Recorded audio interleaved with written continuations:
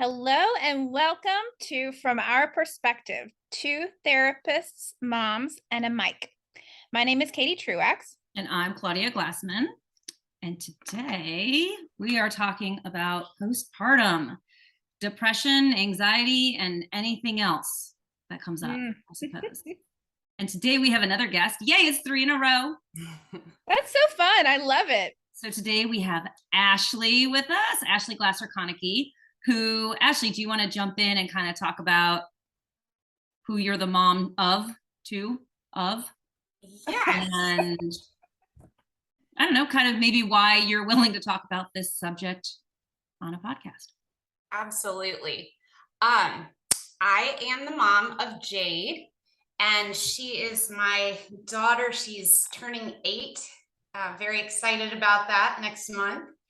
And this is a subject I'm just really passionate about because I don't feel it's a subject people talk about a lot. There's a lot of shame around it. There's a lot of guilt. There's just lots of feelings for people around postpartum. And I'm passionate about letting people know that you can get through it, normalizing it a bit, and just giving people hope.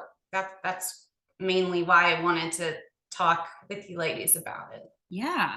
So kind of when you were going through this 8 years ago, wow, she's Wow. Can you talk a little bit about what that process was like for you kind of early on, and even like recognizing it or not? Because I work with a lot of new moms, and sometimes I hear I have postpartum depression, and then we dive into it and it's not actually postpartum depression. It's more situational. Like there's a lot of family conflict, there's a lot of stuff going on that obviously impacts how we handle our time postpartum. And then there's actual postpartum depression, anxiety, psychosis, and kind of all of the variants of that. So what was that like for you? Like, how did you figure it out? What were you experiencing? What did that look like? Well, can I ask a real quick question just to kind of clarify one point too, Yeah. for myself and for our listeners? Ashley, when you said you're passionate about helping people with this, is this something that you do professionally, or is this just kind of like a personal heart mission that you just try to talk to as many people about this as you can? Yes, I just I don't currently do it in any type of professional setting, but any mom that I've come across that's been struggling a little bit, if they're comfortable, feel like chatting with them about it, letting them know they're not alone, and just kind of letting them know there's support out there and ways to get through it. And it's something that, again, just because people don't talk about it a lot, it's kind of just one of these taboo subjects, because so many times people hear the extreme, the psychosis part of it.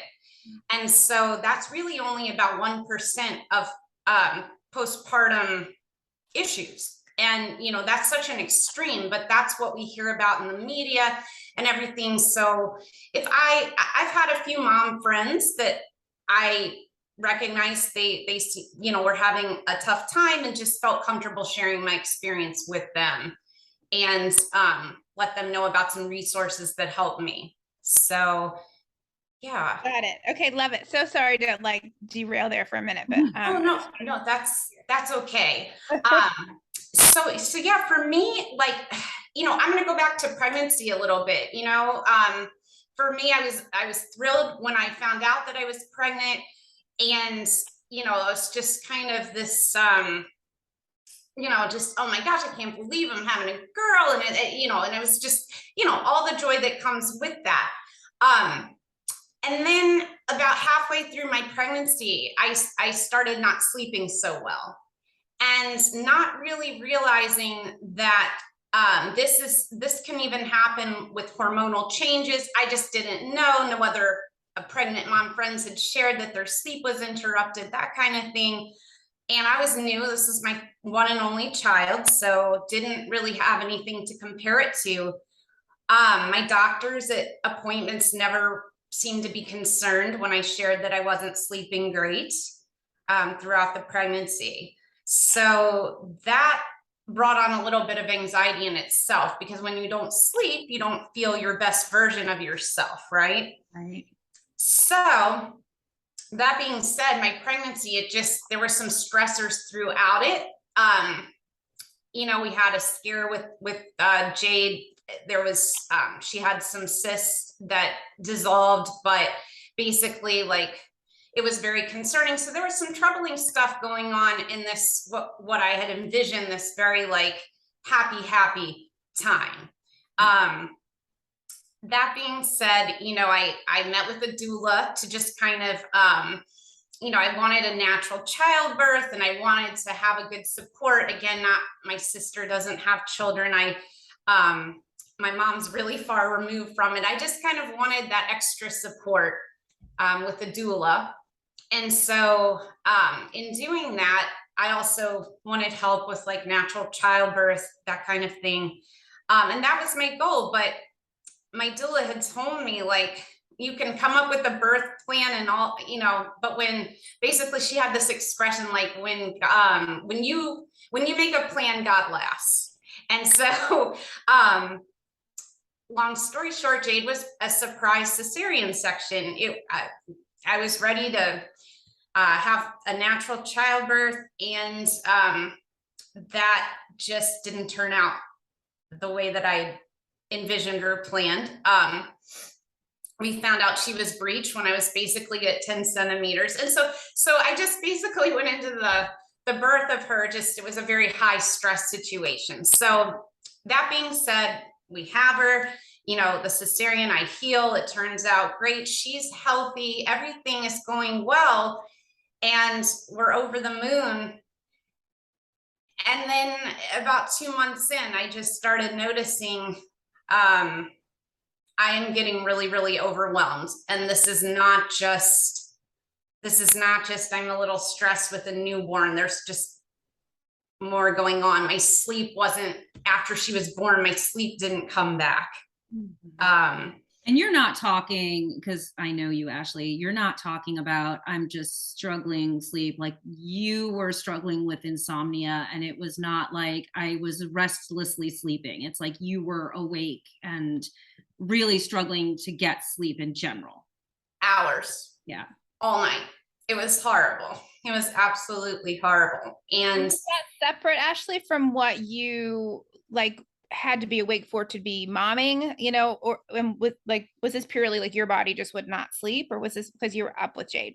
That was what was so confusing, because in the beginning I was up feeding her and just up because, you know, attending to her needs. And then as she started sleeping more, I didn't. So my body and my hormones, I believe it was a combination. I just never, like, she was a wonderful baby, and that was really hard. That was a lot of, you know, that brought a lot of guilt for me, because she would sleep and she ate, she wasn't colicky, she was a really good, easy baby. And once she started, you know, we transferred her to her our master bedroom's downstairs and Jade's bedroom was upstairs. She slept with us the first 4 or 5 months, and in our bedroom.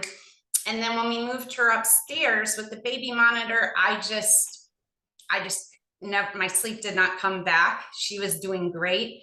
And so this was definitely something different.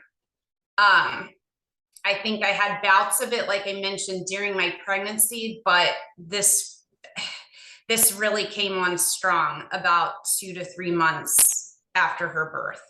So I think I was just so exhausted after the C-section and all the, you know, when you're a new parent, you don't, I mean, you're on cloud 9 because you have this new baby.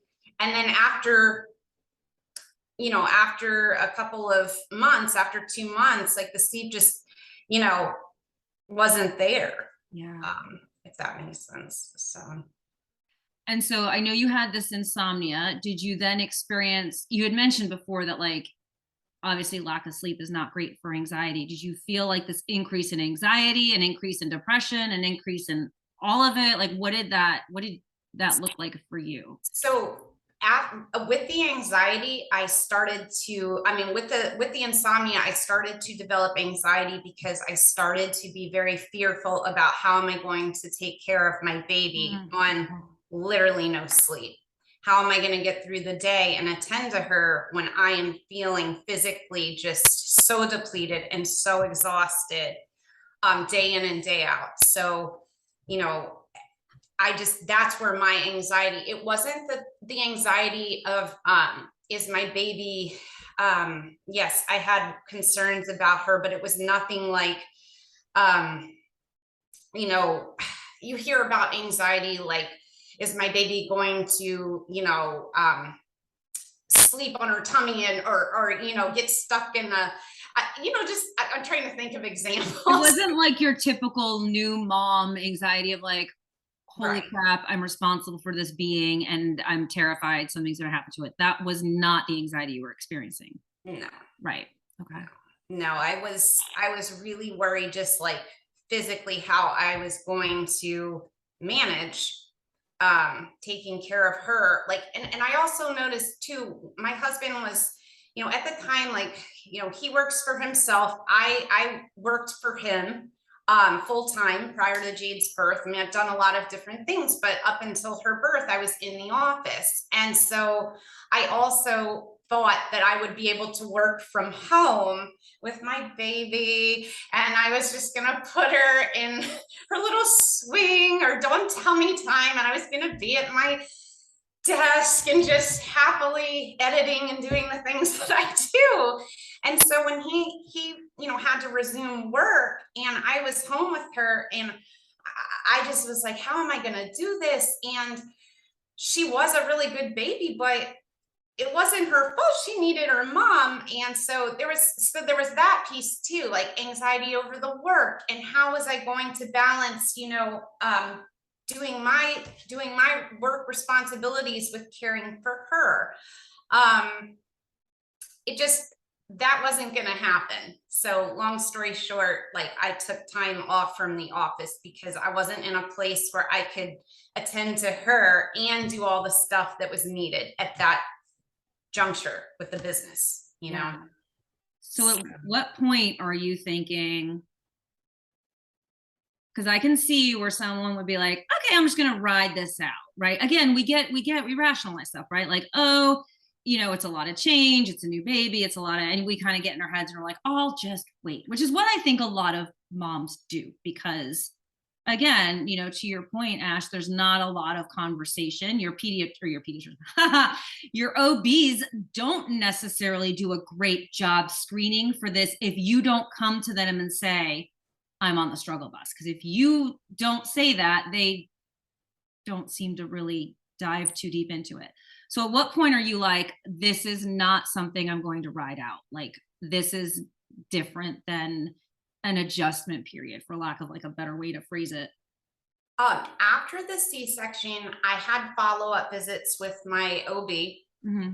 And I feel like I think it was about 2 months in, 6 weeks from it, I told him I'm not sleeping and I'm getting really anxious because of it. Like, my baby is doing great. She's healthy. She's, you know, other than feeding, you know, normal feeding is like, this is not, you know, I'm not sleeping and I'm very scared. And he just prescribed me Zoloft and was like, here you go, try this. And, you know, this will help you. And that did not help me at all. That was not, I was terrified to take it. I'd never taken any type of medication before. You know, it terrified me, but at the same time, I thought, well, I'll take it because if it'll help me sleep, I'll try it. And I think, you know, anxiety and depression feed into each other. I started feeling depressed because I was so tired and I'm like, this is supposed to be a happy time. And anyway, I was just like, you know, I'm scared. I don't know what to do. So I'll try this medicine. And that did not work for me. I didn't take it long. I felt really bad. I contacted my doula and I asked her, do you have a therapist or someone I can talk to that works with new moms that are struggling, because I just confessed to her what was going on, confided in her, you know, I'm just really struggling right now. And, you know, I need help. So she worked very closely with a therapist, that works with new moms. That's not her only specialty, but she does work a lot with postpartum. And so she got me to Susan Tensley, who is amazing. And I started talking to her. So Jade was born in October. I started talking to Susan in December. Okay. And while my sleep wasn't, you know, again, I tried the Zoloft immediately. I felt really off when I took it, and that wasn't for me. So I just tried with regular sessions with her. And another thing that was very helpful for me was trying to be around other new moms, getting out, even if I didn't feel like it and I was exhausted. That was really not isolating myself, getting out, going to mommy meetup, you know, activities. I met up with you and your girls, Claudia. I have other neighbor friends. I would just make myself do it. Even if I was just so tired, that window and being around other people was very, very helpful. My anxiety worsened when I was home by myself. And I think for a lot of us that go from working full time into being home with a baby, you know, your husband goes back to work, your family maybe can't help so much. You're very isolated, even, you know, so getting out and being around other people was huge for me. Yeah. My therapist really encouraged that. Yeah, you know, as a society, and I think this comes up in parenting a lot, and I'm pretty sure we probably touched on this before, but we're so isolated, you know, like old school, like tribes, right? Or when we lived in more villages, it's like you had a baby and like there was family there for starters, because people didn't move as much as they do now. There were multiple generations. The older generation helps with the younger, like there was more built-in support. And now it is a little isolating. I mean, you kind of created that, right? You went out and you joined mom groups and you created that, but it's not built in. And that is what I hear a lot from moms, is they dedicate all of their daytime energy to their kids. Depending on your access to resources and your finances, you may or may not be able to access additional help, right? And the isolation and the recognizing like this is a purpose and it's a switch in purpose, but you losing yourself a little bit. Yeah. The lack of sleep and the lack of all the things. And it really is a challenge we face, I think, in our society in general, because we are so isolated and you're supposed to just like have this baby and carry on, you know? And it's like, it is a huge adjustment hormonally, physically, emotionally, mentally, right? Like all the things. Well, and I'm just so struck by your experience with your professionals. So can we go back to that for a minute? Would that be okay? Yeah, absolutely. So you said you went to and help me remember, I mean, my daughter's 10, so it's been a long time. Like when do you go back to your OB for your checkups after childbirth? And you had a C-section, so I'm sure that schedule maybe might have been a little bit different. Yeah. And it was, you know, so to be honest with you, I cannot remember how often the checkups were, but I can tell you that the screening was so poor. Mm-hmm. I actually switched groups after this happened. There was a lot leading up to this was a very large medical practice. They kind of treated you almost like cattle. Like they, you know, everybody in my area typically will go to this group, and yet there's no new mom resources. There's no, it's not like he said, oh, let me, you know, we have a couple of therapists we recommend, or, you know, there was nothing like that. It was just, oh, here's some Zoloft and let me know how that works for you. I don't even, it was just, I couldn't believe it. The lack of resources, Katie. It was very, and you were asking me how many appointments. I think they saw me probably like, I want to say maybe a month after the C-section, that time period is a blur because you're going to like your baby's appointments too, it seems like every week. Yeah. So nobody ever addressed the sleep. Not at all, not during the pregnancy. I was just told, even my doula, to be honest with you, she just kind of was like, oh, so pregnancy is uncomfortable. It's really uncomfortable. I'm like, yeah. Yeah, well, it's like that. I don't know, during pregnancy, I don't know. This is how I experienced it. Like your toes could all fall off of your foot, and your doctor would look at you and be like, sometimes that happens during pregnancy. It's like anything that happened while you're pregnant. Yeah. Like, even if it's a legit other concern, right? It's like weird things happen when you're pregnant. Like there was like, so I'm wondering if the sleep is the same thing, right? I'm not sleeping. Okay, maybe you're uncomfortable and you're just not sleeping. Well, and I think I have a little bit more grace during pregnancy for your providers kind of, glazing over that, right? Because yes, we have hormonal shifts. Yes, we're uncomfortable. We're hot. We're fat. Like, right? And you also don't necessarily want to be taking a lot of things during pregnancy, right? So there's behavioral strategies and maybe some. I'm married to a functional wellness doctor, so I know that there's a lot of options there that are safe for pregnancy for people who need support with sleep. But a lot of people don't know that, and I do have grace for that. But I'm really struggling with the postpartum part where they did not address the sleep, right? Because when I hear your story, it sounds like you're very clear about the fact that the first domino was asleep. And then the anxiety and depression came because of the sleep, which is not always the case for people with postpartum, right? I would say, and Claudia, you probably know better than me, but my guess would be that more often postpartum anxiety and depression are a direct offshoot of hormonal imbalances. Not kind of this by way of sleep per se, right? That's a variation on the theme, but not necessarily always the case. Where for you, right, we can make the assumption that your hormones were out of whack, like everybody's are after giving birth. And then because the hormones were out of whack, you weren't sleeping.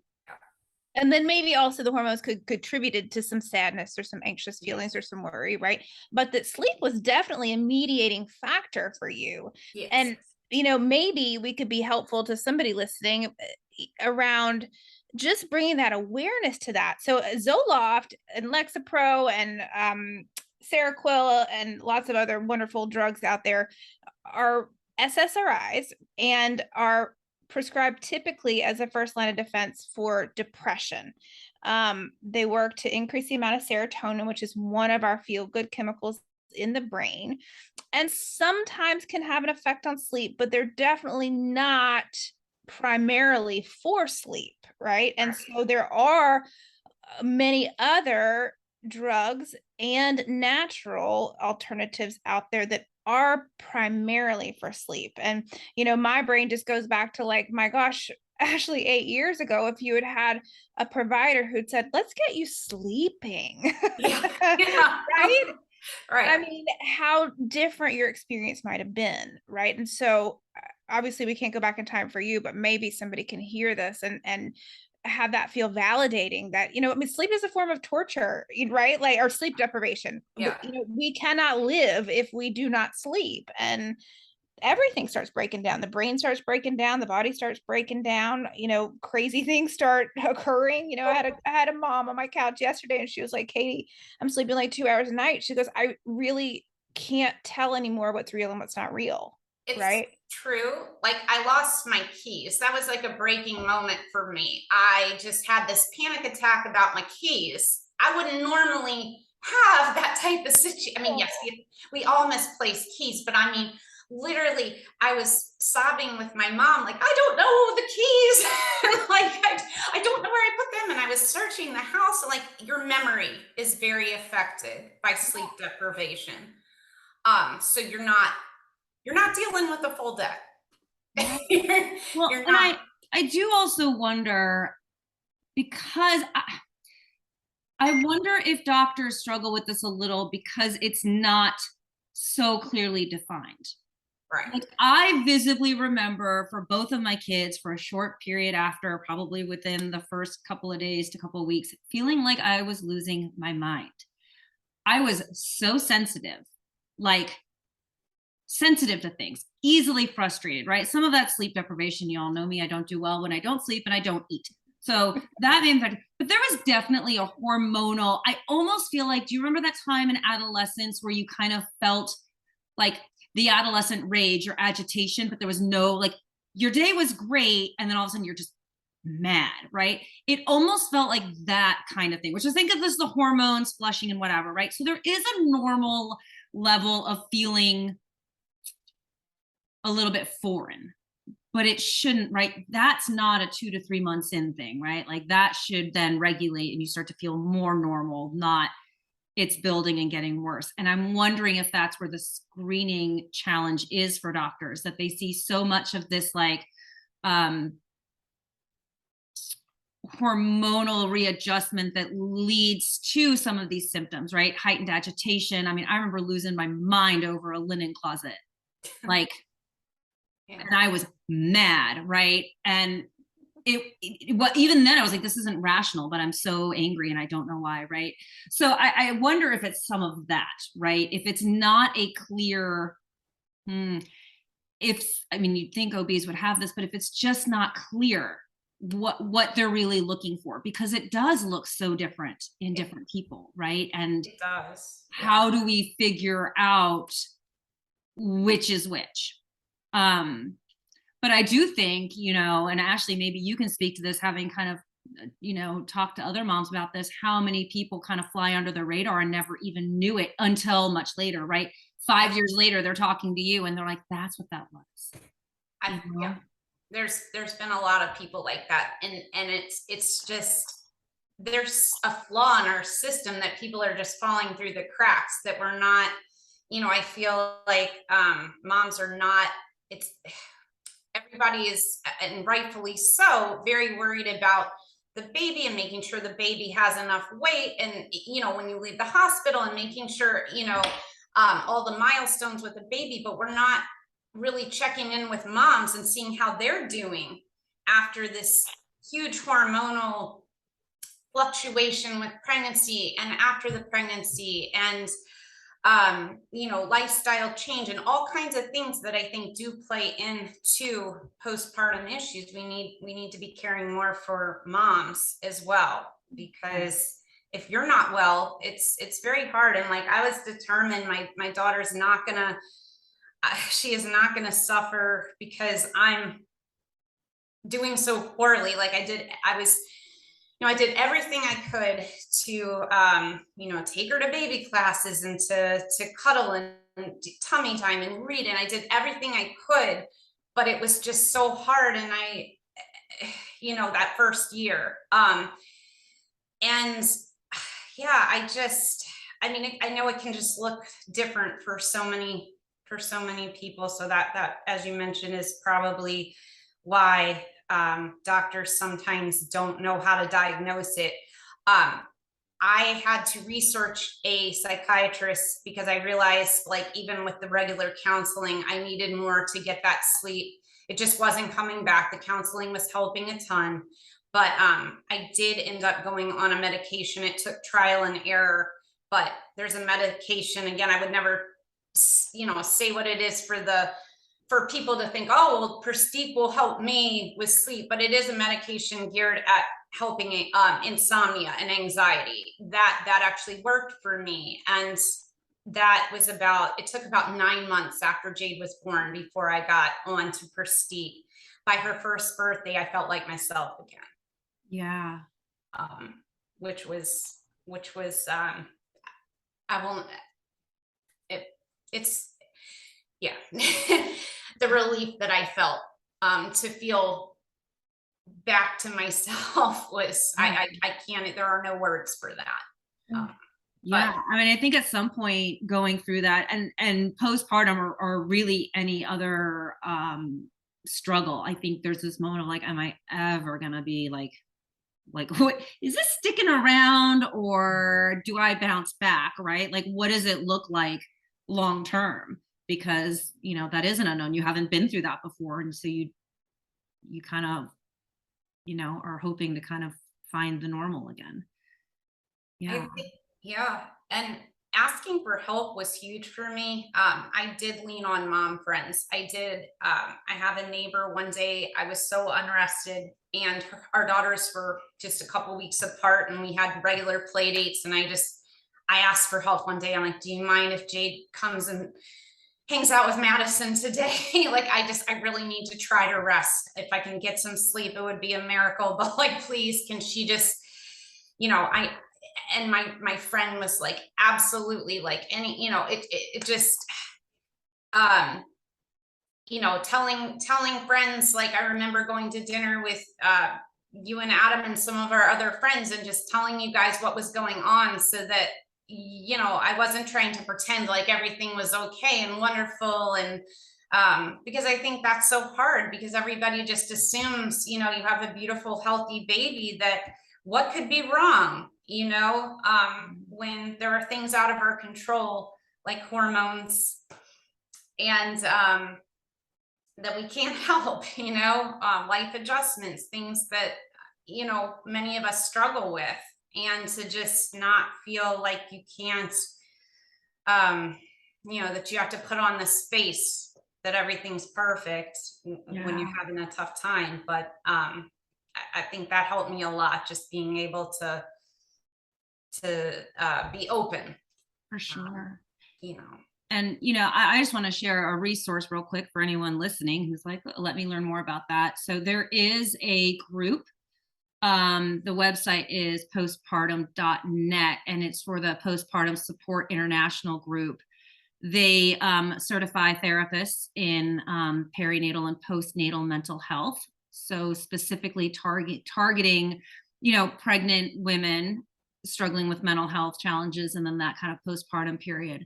And I think it is more complicated because it's not just postpartum depression and anxiety, right? It's also during pregnancy that people like you experienced. You kind of started that insomnia came on before Jade was born, right? So some of these symptoms may have been kind of creeping in before you even had her.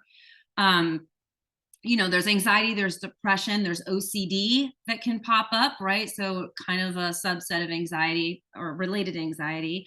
There's postpartum PTSD, right? And you alluded to that a little bit, Ashley, about kind of like your birth experience. You go in expecting one thing. I've talked to a lot of moms that have varying degrees of trauma based on things that were handled a certain way or not handled a certain way, or maybe just their response to it, right?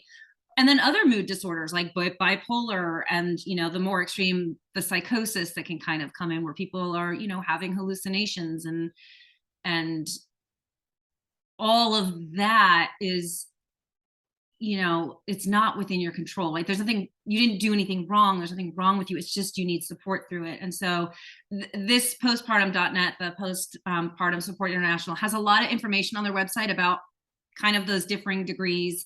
Like I said, they have providers on there that are trained in this area specifically for anyone that's looking for help from someone who's got a little bit more understanding and can help you kind of navigate the pre and postnatal kind of struggles that sometimes we face. Because I think I don't know if you guys have heard of this group, but like it's, they do a lot of cool work. And I think there's so much shame around it, or embarrassment, or not knowing, like no one, you don't go to the doctor and they're not like, they should hand everyone a pamphlet, to be honest with you, and be like, if you're experiencing these things, reach out, because we don't even know what to look for. Right. No one said to me, hey, by the way, if this mood thing that like, I don't think I went to the doctor. I think I went to one appointment 6 weeks later and I was cleared to go live my life. No one checked in with me again until my next annual, right? So that's a long time for me to try to figure out why I'm on a struggle bus if nobody saw me or caught me between that time period.